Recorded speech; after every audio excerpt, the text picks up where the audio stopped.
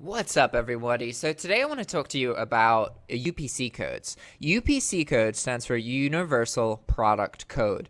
You can kind of think of it as an identity number for an item, and that identity for the item is supposed to be the same no matter what platform you use, whether it's Amazon or eBay or AliExpress or whatever. Ideally, UPC codes are supposed to simplify things because you have one UPC code for every item. And so when you list an item on eBay, you'll find that there's a field that requires that you add a UPC code for the item. Any new item on eBay is required to have a UPC code.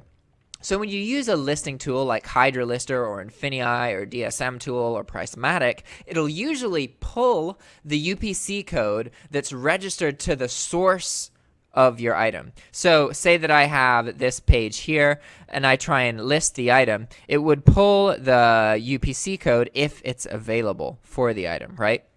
However, keep in mind that there's a lot of dropshippers that they view this as a bad thing because to them, they're like, all right, if we give eBay this UPC code, that means that eBay is going to show all of our competition as well because they also have the same UPC code. So what a lot of people do is they buy UPC codes, and then instead of using the UPC code pulled from the item, they actually just upload one of their own kind of fake UPC codes, okay? And honestly, I don't think that this really does much, but you will come across people who do this. And the thing is, it is so cheap that if you do want to do it, I mean, it really doesn't cost that much. Like, look at some of these prices, right? 1,000 UPC codes, $1.45 free pickup. Like, the most expensive you'll pay is like $3 for 1,000 codes. So it's really, really cheap. And the idea is that when you have these fake UPC codes in your listings, then it's harder to see your competition. Whether this is true in reality, though, I'm not entirely convinced. But, if you guys want to do this, it's a thing that you can do. But keep in mind that eBay and Amazon, they don't like it when you're not really violating anything, but they don't like it when you use these UPC code things. Because let me show you something. So we're going to go to a UPC code database, right? And then we're going to look for a common item. Like, what's a common selling item? Let's go to eBay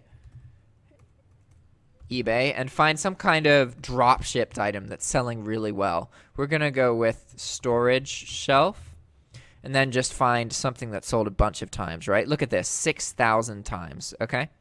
So what we're going to look at now is we're just going to copy, or actually what we need is the MPN for this number. Here we go, WS775. So we're going to look that up here. Oh, it's got a bunch of different stuff. That's not what we want. Storage shelf. What about GTX 970? Nope, GTX. The point I'm trying to prove and doing badly here.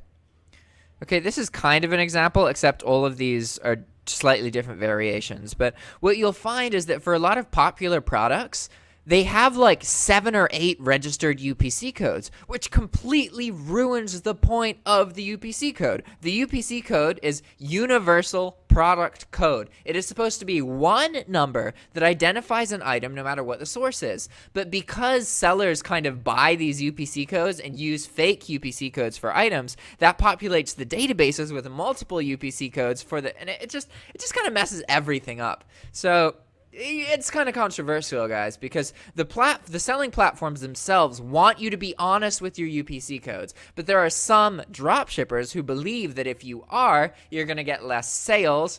Whether that's true or not, I don't know. Personally, I don't use them, and I know a lot of people who don't use them and earn tons of money dropshipping.